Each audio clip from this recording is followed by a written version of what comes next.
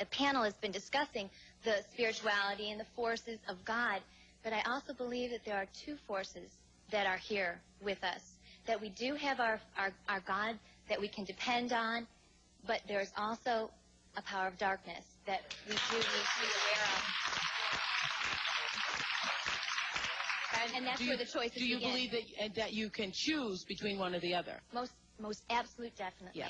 Now, Marianne Williamson says in her book, Return to Love, that we're always walking in the direction of one or the other, that all of your actions in life, either you're moving toward the darkness or you're moving toward the light. That's right. She calls it fear and love. There's this wonderful book called Ishmael by Daniel Quinn, which is, anyway, it's a gorilla talking, but anyway, it talks about one of the points it brings out is one of the mistakes that human beings make is believing that there is only one way to live. That's and right. That we don't accept that there are diverse ways of being in the world, that there are millions of ways to be a human being. Please God? And many ways, many paths to what you call God. And her path might be something else, and when she gets there, she might call it the light.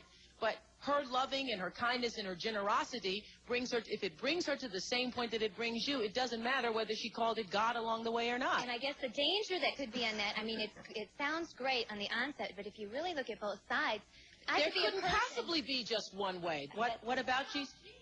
What about Jesus? And you say there isn't only one way. There is one way and only one way, and that is through Jesus. There couldn't possibly be with the because you millions of people say in there the world. isn't. There couldn't possibly be. Because you intellectualize it and say there isn't. If you don't believe that, you're all buying into the lie. But that makes you right. Do you think that if you are somewhere on the planet, if you're somewhere on the planet and you never hear the name of Jesus, you never hear the name of Jesus, but yet you live with a loving heart, you lived as Jesus would have had you to live, you lived for the same purpose that Jesus came to the planet to teach us all, but you are in some remote part of the earth and you never heard the name of Jesus. You cannot get to heaven, you think? And that is covered in the scriptures, too. People are talked about Truly, that. God knows the heart. Does God care about your heart, or God care about if you call his son Jesus? Well, you know, Oprah, Jesus cannot come back until that gospel is preached in the four corners of this earth. So, figure it out. Okay, I can't get into a religious argument with you. It's not. Again, everyone, welcome to week number 3 of our New Earth web class. And again, I thank you.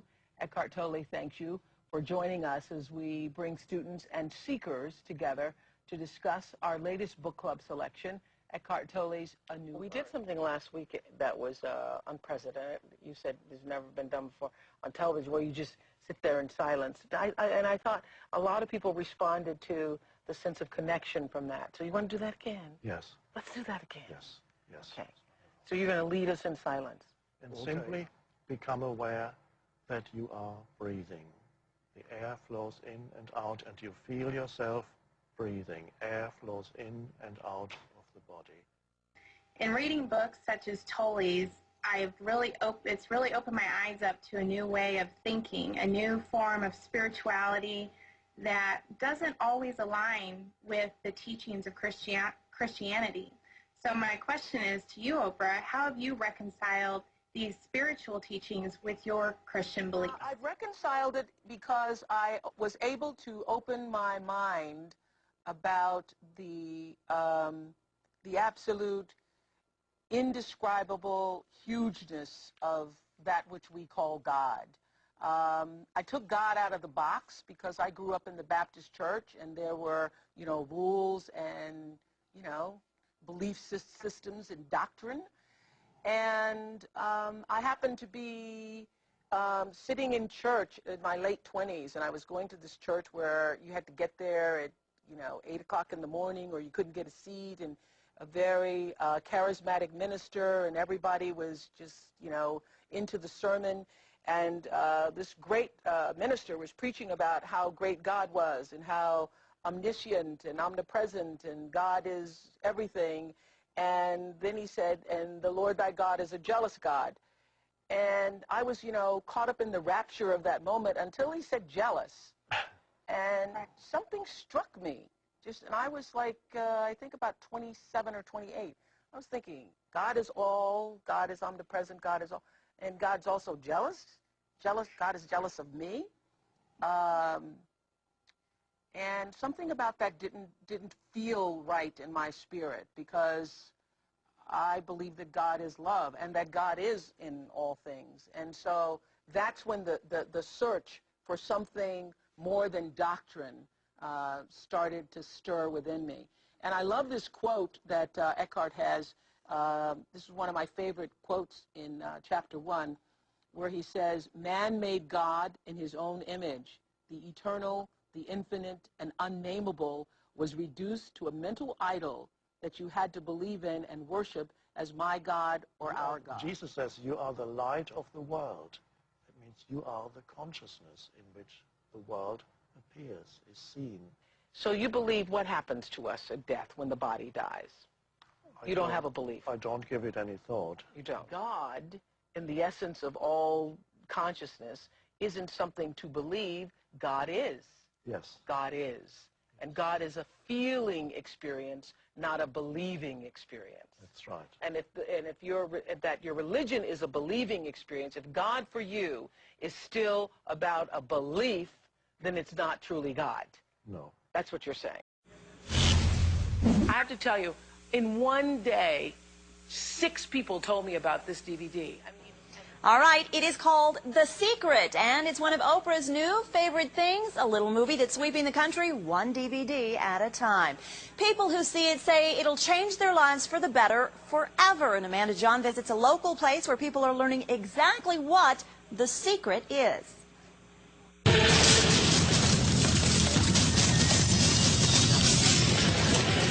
It's sure to grab your attention. Ancient knowledge known to all wise men and women for eons. Knowledge suppressed, lost, forgotten, until now. I've been given a glimpse of a great secret. It became a film, a book. There's even a sequel in the works. Great modern thinkers explaining how to have the life you want. What kind of a house do you want to live in? Do you want to be a millionaire? What kind of a business do you want to have? Do you want more success? What do you really want? It can change the world. Sonny Johnston knows the secret. It was wavy in my head, too. She holds classes in her Glendale office every Wednesday. Focus on something that you love. The students learn to focus their minds, and in the process, they discover what they really want. I want to buy a house in 6 months, a new house, and in order for me to do that, I have to be busy at work. Mike Atwell watched the film over a month ago. He says what he learned helped him achieve surprising and fast success in his work as a lone salesman. I asked to be busy, and I got swamped. It was definitely one of those days I was just like, okay, this is what I asked for, I'm getting it, and it's going to get me where I want to be in 6 months. I've seen it a couple times now. Debbie Gibson also used The Secret to find a new career. I'd always wanted to do something else with my life as far as my profession, and I could just visualize myself doing that and being that, and I went back to school and then ended up actually working for the person that I was inspired by. You know, this secret gives you everything you want. So what is The Secret? Turns out you've heard it before.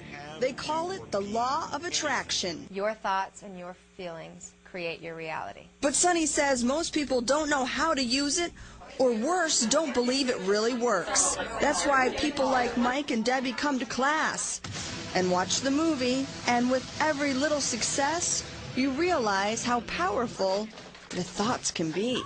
If you believe that it's hard, it is. If you believe it's going to be a challenge, it will be.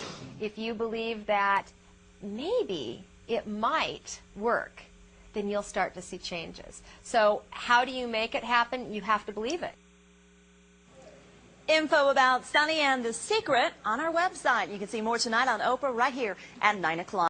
This is Tim with Moriel TV and Moriel Radio, here live in England with Jacob Prasch.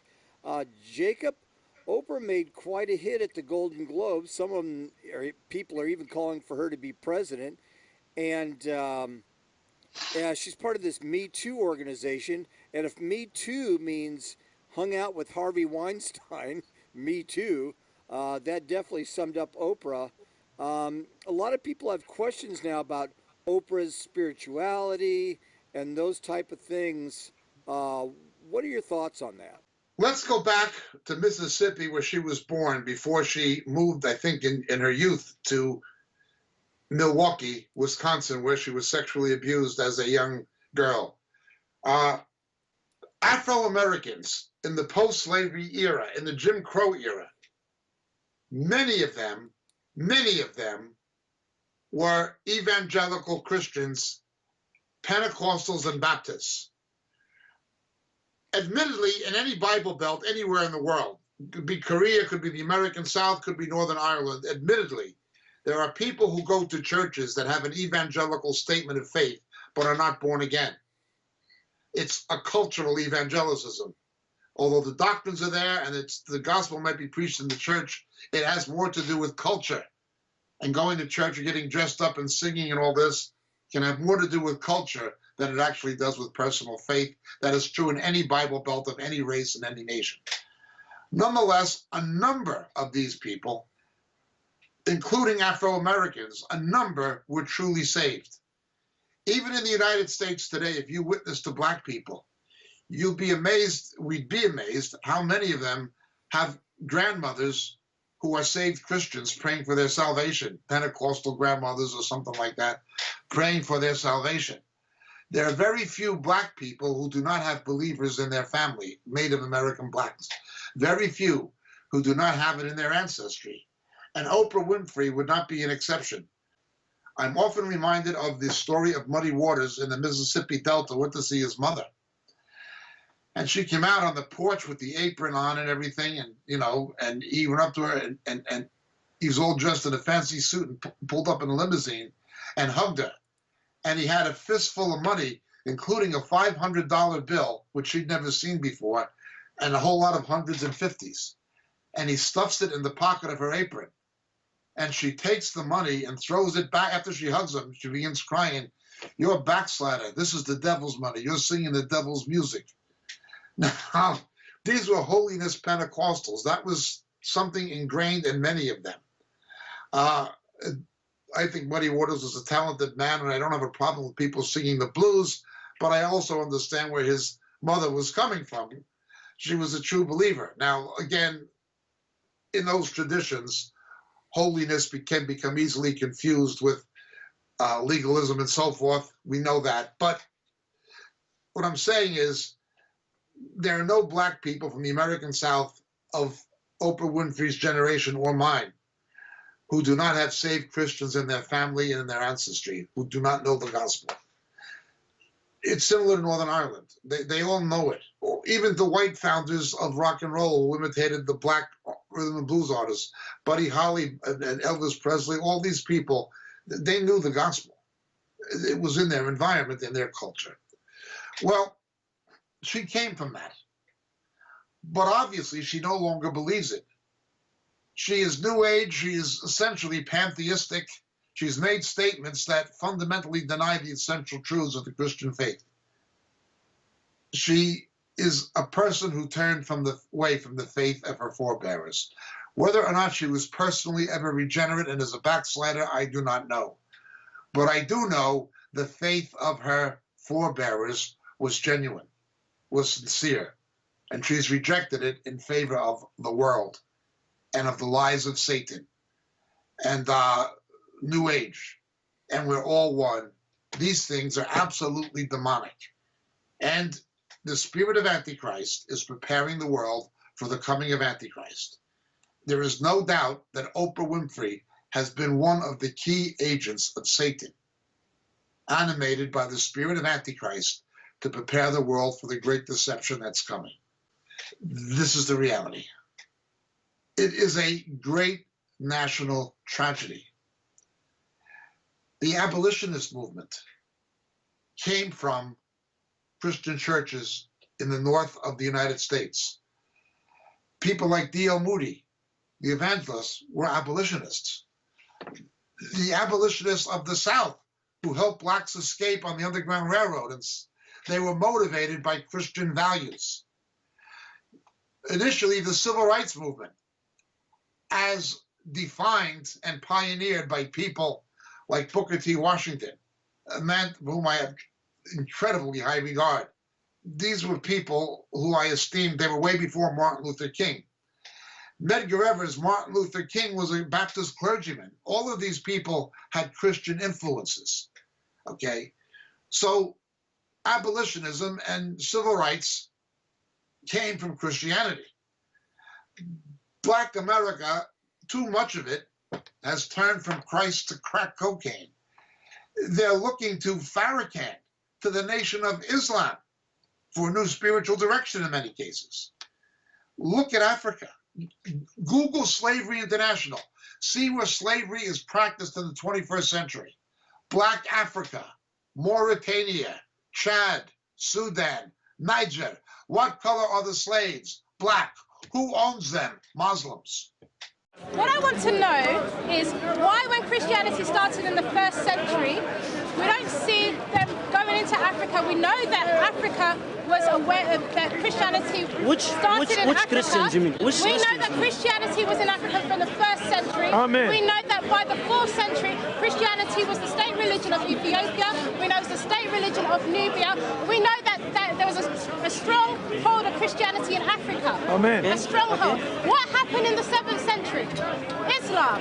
What happened in the 8th century? What happened? Expansion into Africa. How? Expansion into Europe. Expansion into India. Africa. Yes, and what happened? And what happened? And what happened? Well, let me give you Nubia, for example. Nubia is, by the way, modern-day Sudan. All right. Nubia was a Christian country.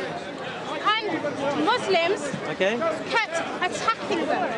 Kept attacking them and attacking them and attacking them. And then they said, okay, we will not attack you if you send over 300 and so slaves every single year. Whoa. Yeah? And so when the Islam expansion continued throughout Africa into Europe, for then the response to be the Crusades, who do you think joined in the Crusades against Islam? Nubia. Nubia joined in the Crusades against Islam. Nubia, oh my God. So the Africans actually joined in against Islam. Nubia. Yeah, to push Islam back.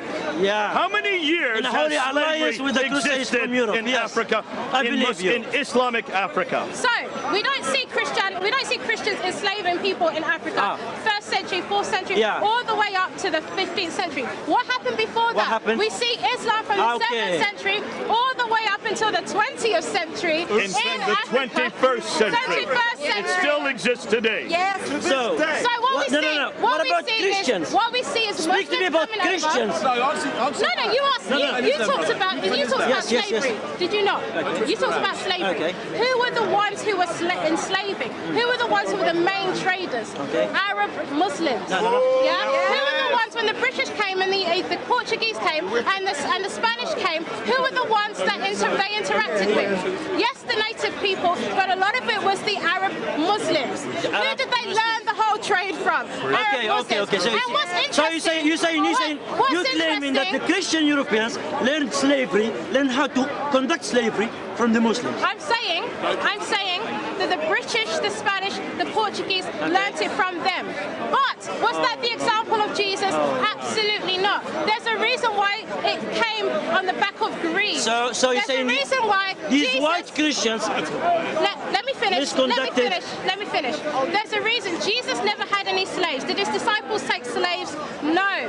There was a movement to actually free slaves in Christianity. There was the same in Islam. Let's back up. Let's look at the years now. Really, slavery came to Europe in 1400 AD, right? Yeah. Slavery really was practiced 1400 AD and then was eradicated in 1800 AD. So slavery only existed for 400 years amongst the Europeans, right? How long did slavery exist amongst Muslims? How long did slavery exist in Islamic countries? Teach your sister the slavery existed. So it was there in the 7th century. Teach your sister the slavery. We see the last Islamic countries ending you have to listen to your master. Your master is teaching your history. Okay, let's stop right there. When your master is talking. Now listen, right here. This man, are you a Muslim? Are you a Muslim? No. Why do you think that I'm her master? You're her master. Why? I'm the person everybody knows. Jesus is my master. Why is it for Muslims, whenever they see a black person, they automatically assume that I am her master? Why is this a default for every Muslim? Why is it this a default for every every Muslim here. Because the white man came to Africa. We never have another English. So before the white man came to Africa, Christianity was already there. Deep blood Christianity. No. Deep blood Christianity. So when did slavery exist When you came in to Africa for Islam? When you came to Africa. It began in the 7th century, Yes, right? you So came to this is Africa. 700 years. Yes. Before, Listen to your master. this is actually 800 Yes. years before the Europeans even I got don't into believe it. slavery. I don't So, believe Jay, it. I just really want to get this timeline straight because Exactly. I can't believe how, Yeah. I can't believe after Hey, all this master, time teach your there's sister, still so yeah. many misconceptions. Christianity has Yeah. been in No, Africa he brought Christianity since the there. first Yes. century. Since the first century. And I shake your we hand. are both created in God's image. The black and the white together. Oh, I love that. That means we're going to be with God forever. There is no distinction between them. There is a distinction. There is no difference between man or woman, slave or free, Greek or Jew. All are equal in Jesus There is a Christ. distinction. Don't lie. That's why we can preach this Don't today. lie. Mr. Christian. God bless You are you. lying. I'm so glad you came. Hello. In the 21st century, you've got the enslavement of blacks taking place in Islamic cultures and societies. The first countries to abolish slavery were Christian. The last ones to abolish slavery were Muslim, except they haven't abolished it yet. Yet Black America is turning to this. Following Farrakhan, the heir of Elijah B. Muhammad, who was responsible by popular report within the black community of America for the assassination of Malcolm X. It's ridiculous what has happened to Black America, turning from the faith of their forebearers that gave them abolition and civil rights to go into what they're going into, open godlessness. In the late 1940s, no more than 1 out of 10 Afro-American children were born out of wedlock. It would have been a disgrace because of their religious and family values based on Scripture. Today, 3 out of 4 are born out of wedlock. There is a moral avalanche within America, and it has particularly hit the minorities, especially Black America. This is a national tragedy. The Scripture has a very different view of Black people than what we see now. While there was one bad king of Ethiopia, the Hebrew word for Black African is an Ethiopian, a Cushite, someone from the land of Cush.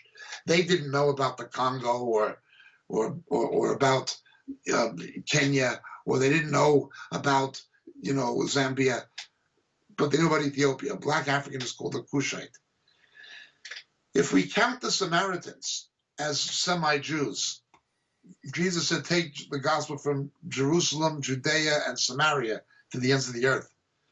The first person from a non-Jewish background to become a Christian, of which we have a biblical record, is a Black African, the Ethiopian eunuch in Acts chapter 8. The first person converted to Christ from a non-Jewish world, if we count the Samaritans, was a Black African. It was a Black African who rescued Jeremiah from the cistern when his own people threw him in it and left him for dead. It was the Black African messenger who was faithful at the death of Absalom, not Ahimaaz. The scriptures speak quite positively about Black people. Black Africa accepted Christianity rather quickly. Now, we can go into all kinds of things of the history of it and so forth with David Livingstone and so forth and the missionaries, but there is a strong African Christian heritage that came to the United States and that helped spawn Black liberation in terms of civil rights and before that abolition. There's no question about this. No question about this. It was also true in Great Britain. John Wesley, John Newton, these people were evangelical preachers who radically opposed the institution of slavery in the British Empire.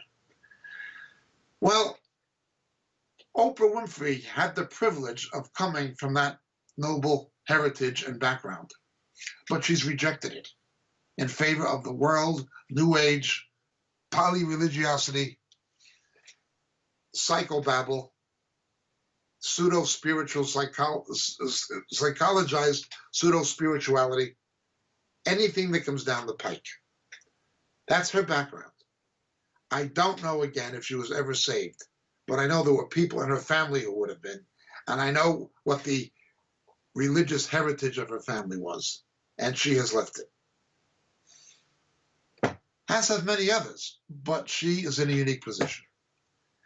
There is nobody who cannot admire a woman born in basic poverty in the American South at a time when Jim Crow was just ending, when there was still bigotry against blacks.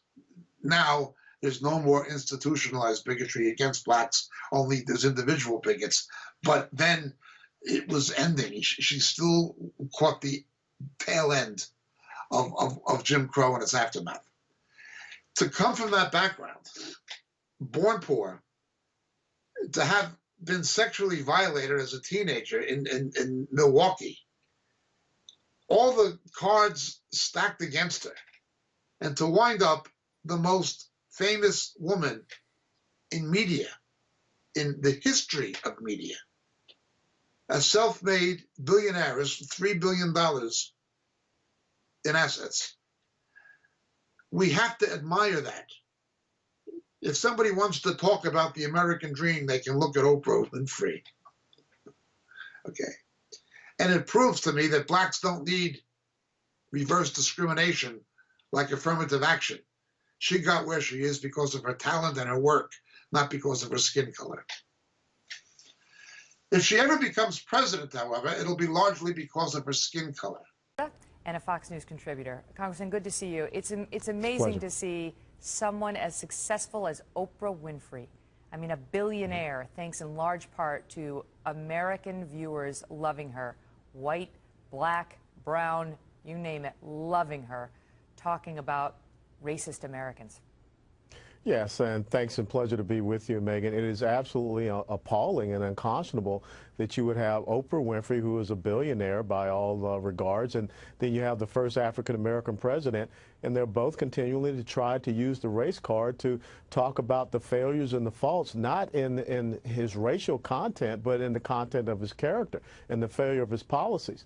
And based upon what Oprah Winfrey described as being a racist, well, then I guess I'm a racist as well, because I don't agree with those policies. But what is really interesting is how, Oprah Winfrey or, Morgan Freeman or some of the others, when black conservatives are attacked viciously by white liberals, you don't hear anything from them. Or when Harry Reid can come out and say that he accepts the president because he's light-skinned and he doesn't use Negro dialect, that's accepted language coming from the left. So there was an incredible hypocrisy, and really it is setting race relations back in the United States of America. It's amazing because when the only example she offered of disrespect based on race was what we believe is the Joe Wilson incident, where he called out "you lie" when the president was giving a State of the Union address, and he said that illegal immigrants were not going to get, I think, health care coverage under Obamacare. Sure. And Joe Wilson yelled out "you lie." All right? So that's her incident of disrespect based on race. Now, in a court of law, that would not fly. There is nothing in that exchange to suggest it's based on race. But some of the other incidents you point to, and even, I mean, didn't Joe Biden once refer to then candidate Barack Obama? Yeah. He's so clean and articulate. Yes. Now that would fly in a court of law. And yet, she seems to be. Where is the evidence that the president's critics, and she's not talking about crazy internet, critics from the Sounders. She's talking about Joe Wilson, are basing their upset on race. Well, there doesn't have to be any evidence for the people on the left. And understand, when you call out the race card, that is the last line of defense for them to try to get you to back off, because no one wants to be called a racist, and that's the means by which you try to silence people. And really, that is a suppression of your freedom of speech in this great nation in which we live. So this is a tactic that comes from the Saul Alinsky Rules for Radicals school of thought, which, of course, was born out of Chicago, which is where the president is from. And if we continue to allow people to throw this against us, Robert Redford just recently did it as well, then we're going to allow the president to believe that he can do and say whatever he wishes and whatever he wants. And you just had Congressman DeSantis on, and you showed that video of what the president said as a candidate back in 2008, how he was going to honor the Constitution, and look at the things that he has done now. Yeah. It's interesting to see how her ratings have gone down, or her TV success has struggled. Since she did get political and started making certain statements like this, I mean, there's no question there are some racist people out there, and some people criticize the president based on racist views, but the example she used was telling, and it was interesting to see her honored today. Colonel West, thank you. Yeah. Thank you, Megan. She has made statements that I consider to be racist. As long as people can be judged by the color of their skin, the problem's not solved. There are still generations of people, older people, who were born and bred and marinated in it, in that prejudice and racism, and they just have to die. And that others consider racist. Some of the films she's been in are revisionist. They're not accurate portrayals of history and what happened. And they tend to stereotype and characterize all white people as being a certain way, which is not the case. Find me another country where 1 out of 8 people were killed or wounded in the Civil War trying to end slavery. You're not going to find it. It's ridiculous. But she's played that card. Now let's look further. Again, she's a media mogul, the most powerful and popular woman in the history of media. If we go back to the age of Cecil B. DeMille, to the earliest days of Hollywood in the 1920s, to the earliest days of Hollywood, I mean when Charlie Chaplin and Harold Lloyd were around, before the 1920s, but certainly let's count from the 1920s. When Muzo and Frank's first opened on Hollywood Boulevard. If we go back to the earliest days of Hollywood, couch casting was commonplace and commonly known. It was known in the 1920s, the 1930s, the 1940s, the 1950s, the 1960s, the 1970s, the 1980s, the 1990s, and into the 21st century. It is not new. It has always existed, and everybody knows it has always existed. There's nothing unique about Harvey Weinstein. Yes, he's a bad man, but there's nothing unique about it. Why? A couple of decades of the highest profile media exposure possible. Did Oprah Winfrey never address this issue until now? She addressed all kinds of other issues, sometimes fake issues. But she never addressed Hollywood couch casting and what goes with it. Never. Never. Not once. She worked with Weinstein in film productions. As we see in the media, everybody's saying, we always knew he did this. She didn't. She worked with him so closely, but she never said a word about couch casting, let alone about Weinstein. She opened that girls' school in South Africa. Now, our ministry hasn't worked with AIDS kids in South Africa. We know what happened. Those sexual scandals in her school were unspeakable. To the degree that she may have known about it was to blame for not stopping it sooner, that is debated by some people. We don't know. They didn't use the word sexual abuse. They implied that something inappropriate was going on. Hearing that, John Samuel, immediately after hearing that allegation, removed the accused, Tiny Makopo, from the campus. I was, needless to say, devastated and really shaken to my core when I first heard this news. And immediately within the first hour of receiving this information, I contacted here in the United States Dr. Bruce Perry, who is founder of the Child Trauma Academy in Houston, Texas. And Dr. Perry informed me that the law in the United States requires that one must report, even if you suspect child abuse, it must be reported to the Child Protective Services. And so he said, if I were you, I would confirm if that is also the law in South Africa, which I did.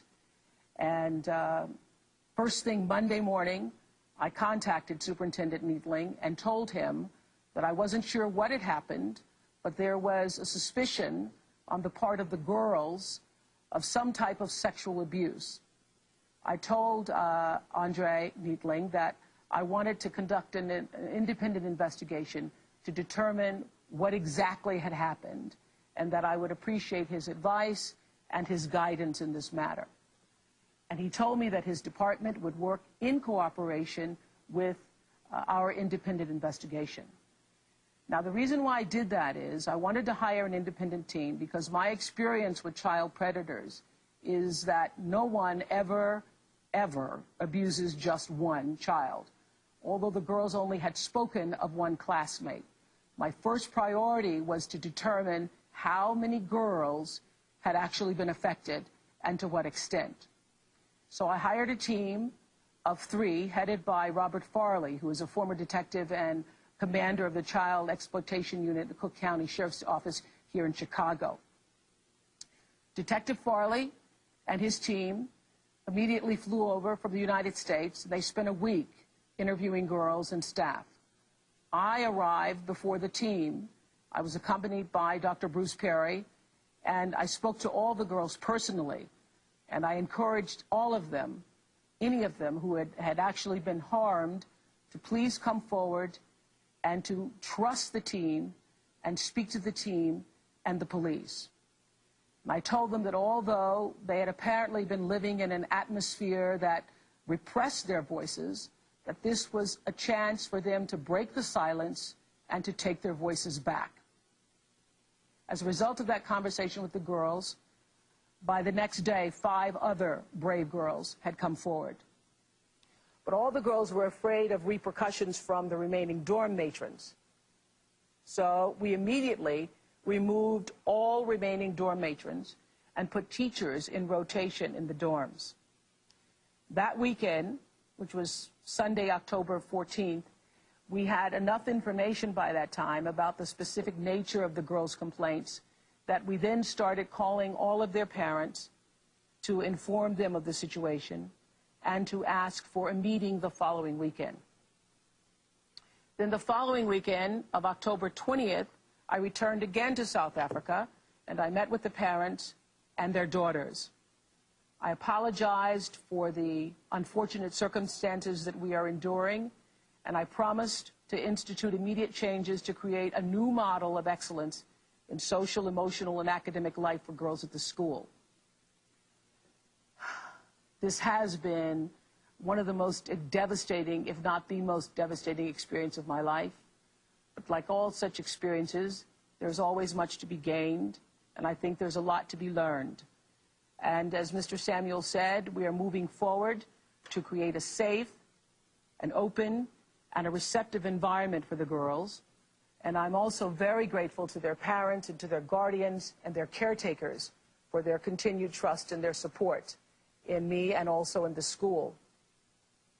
What I know is that no one, not the accused, nor any persons, can destroy the dream that I have held and the dream that each girl continues to hold for herself at this school. And I am prepared to do whatever is necessary to make sure that the Oprah Winfrey Leadership Academy for Girls becomes the safe, the nurturing, and enriched setting that I had envisioned. A place capable of fostering the full measure of these girls' productivity, of their creativity, and of their humanity. It will become a model for the world. With each girl who graduates, we will show that the resilience of the human spirit is actually stronger than poverty. It's stronger than hatred. It's stronger than violence. It's stronger than trauma and loss, and it's also stronger than any abuse. No matter what adversity these girls have endured in their short lives, and let me assure you, they have endured a lot. Their lights will not be diminished by this experience. So I would like to, at this time, recognize the courage and the leadership already demonstrated by those 15 students who came forward and reported the abusive dorm matron to the CEO of our academy.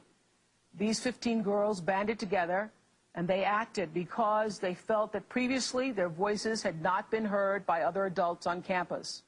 And now, thanks to what I now call the Owl Leg 15, we are all here. where a horrible situation has been uncovered and rooted out. They represent those 15 girls, the new generation of youth in South Africa who fearlessly take back their voices to speak up about their concern for their fellow classmates.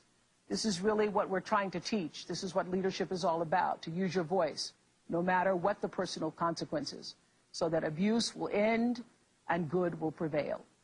I continue to be proud of them and of every girl in our school. But for all people, given the fact she had a sexual scandal in her own charity, working with Weinstein all of those years, the most powerful woman in media, 10 years, 20 years plus, doesn't say a word about this issue until it becomes politically expedient. If there was a Golden Globe award for hypocrisy, Oprah Winfrey should get it. Then we have Hollywood hypocrisy generally.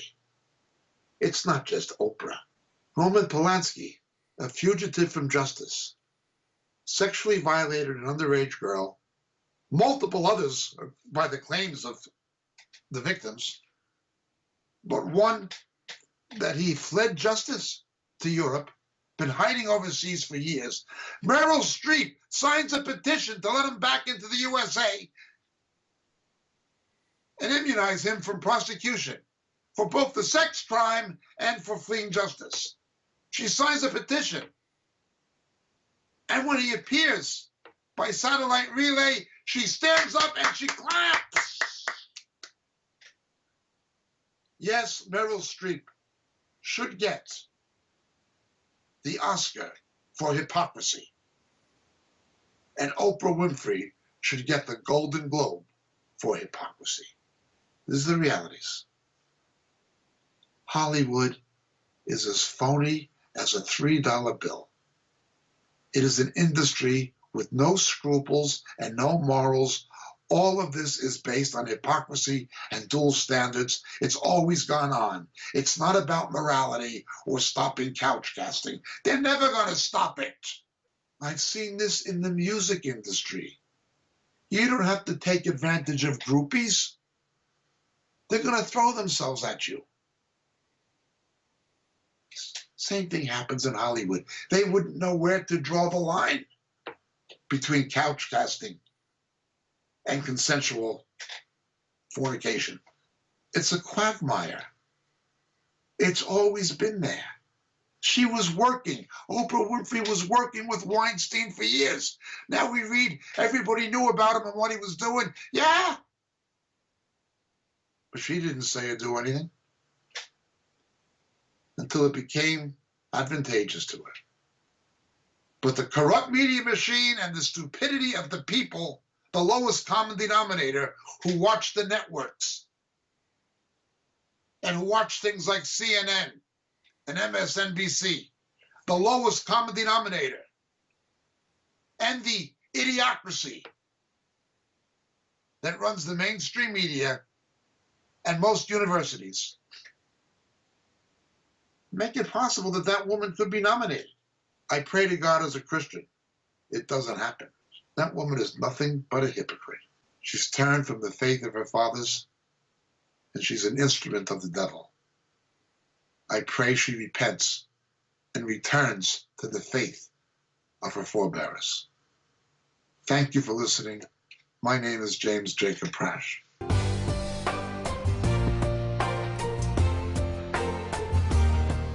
Lifting up Jesus and opening his word from Australia, Denmark, Israel, Japan, New Zealand, Northern Ireland, Republic of Ireland, Singapore, South Africa, United Kingdom, Thailand, the Philippines, United States, and throughout the world. You're watching Moriel TV.